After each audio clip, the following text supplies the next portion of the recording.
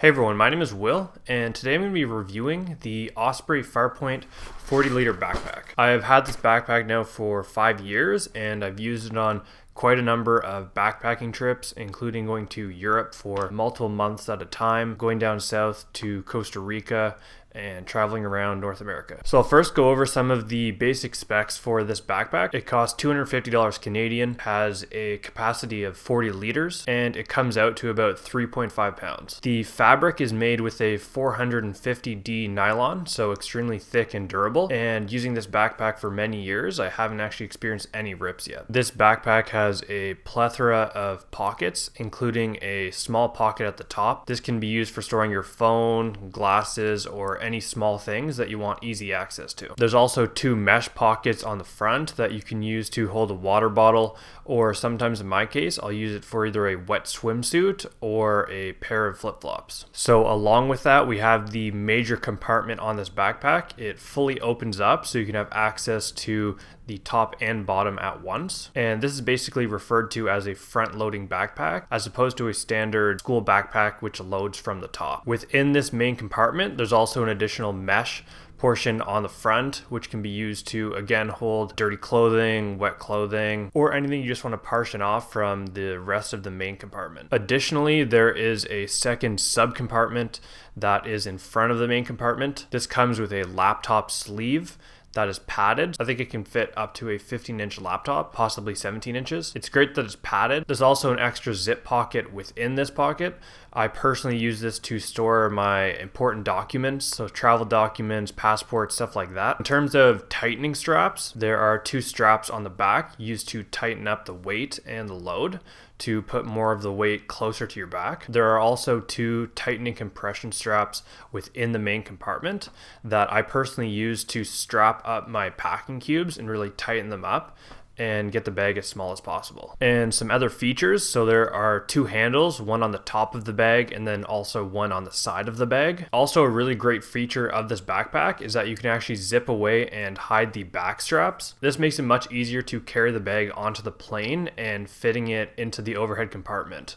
I find personally, when I have a backpack with straps, sometimes they get kind of caught and it's harder to move the bag around when you're moving around inside the plane. The backpack's zippers also have loops that you can use to actually lock the zippers together and prevent the bag from being opened. I really like this feature because when I'm walking around in cities like Rome, I can easily lock up the zippers so that no one can access my important stuff while I'm walking around the city. In terms of the back straps, you have a waist belt, which is great to help balance the load out between your shoulders and your hips. There's also the other regular adjustment straps that Osprey usually has on their backpack. Now I'll go through how this backpack has actually performed for me and whether or not it's worth the price tag. So this backpack is probably the most popular travel bag out there right now, and I think that's for good reason. The 40 liters is a perfect amount of volume for the average one bag traveler who's just getting into it. The 40 liters for me personally is plenty of room to fit excess clothing that I probably don't even need.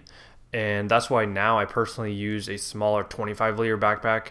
As I've traveled with one bag, I've learned to really cut down on what clothing I bring, and so I bring much less than what I used to. Therefore, as a result, I'm able to bring a smaller 25-liter bag and not have to carry this 40-liter bag with me when I'm walking around different cities. So now this backpack is mainly reserved for my fiance to use when she's traveling with me. She brings a bit more clothing than me, and so the 40 liters is perfect for her use case. The backpack carries weight pretty well. It's not as effective as something like a regular backpacking or like camping backpack. The other Osprey bag that I have that's dedicated to hiking is much more comfortable carrying heavy weight loads. This one is decent at it, but I've done days where, for example, you land early in the morning in like Paris and then you can't check into your hostel until like 3 or 4. So you're kind of stuck with that bag for the whole day walking around exploring the city, and it does get tiring carrying a bunch of weight in that the entire day. So I generally have to take breaks every couple hours, stop at like a coffee shop or whatever. But depending how heavy your stuff is, that's going to kind of depend how comfortable it is. For an hour or 2 of walking, it's perfectly fine, or obviously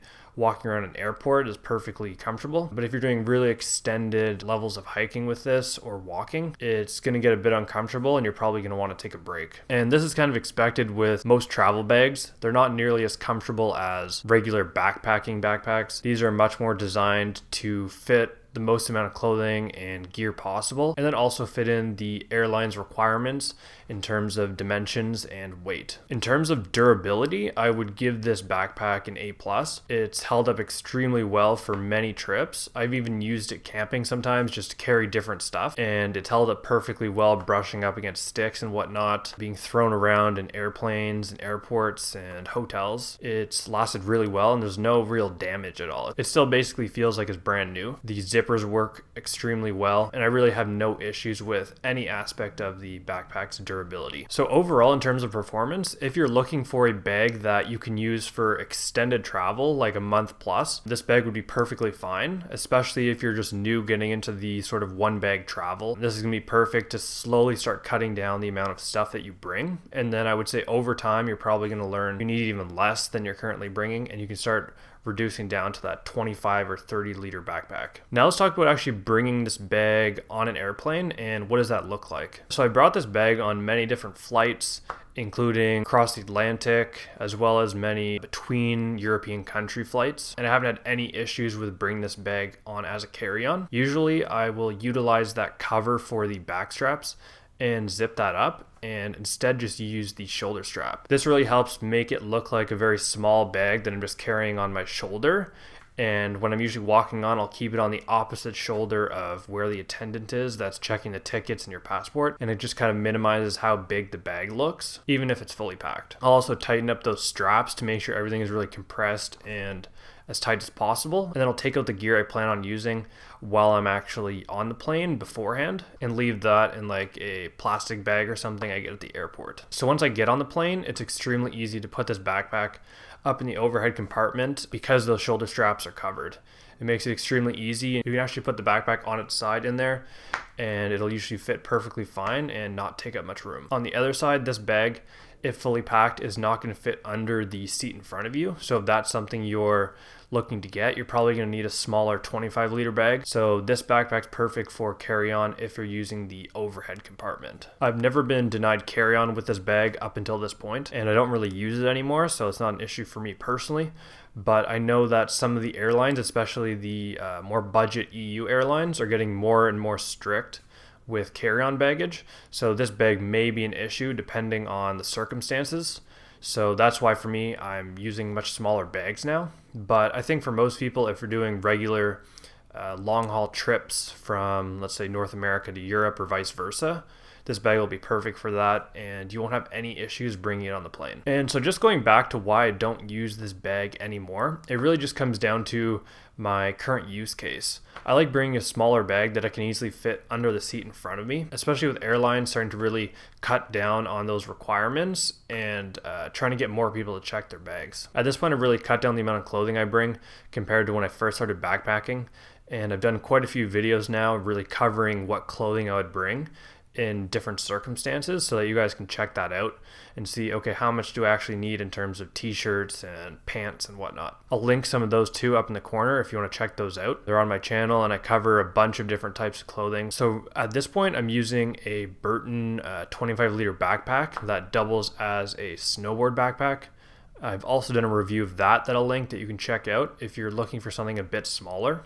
However, if you're new to backpacking and you're not as comfortable bringing a extremely small amount of clothing, I think this backpack is a perfect transition from a regular suitcase that you're checking to a smaller backpack that you're going to fit everything you're bringing in for the trip. I think this is a great transition bag for beginners. If you're transitioning from a bigger suitcase, this backpack will be perfect for you. It can fit plenty of clothing, no problem, for any time of year, and also give you enough room to bring some extras. So yeah, that's basically the review of the Osprey Farpoint 40. Let me know if you have any questions below. This has been a great bag for me that I've used a lot, and as I said, my fiance now uses that as she brings a bit more clothing than me. Yeah, check out some of my other videos. If you have any questions about the bag, let me know, or any recommendations on other bags you might want, feel free to comment below and I can help you with that. Please like the video and subscribe if you want to see more. Thank you. Have a nice day.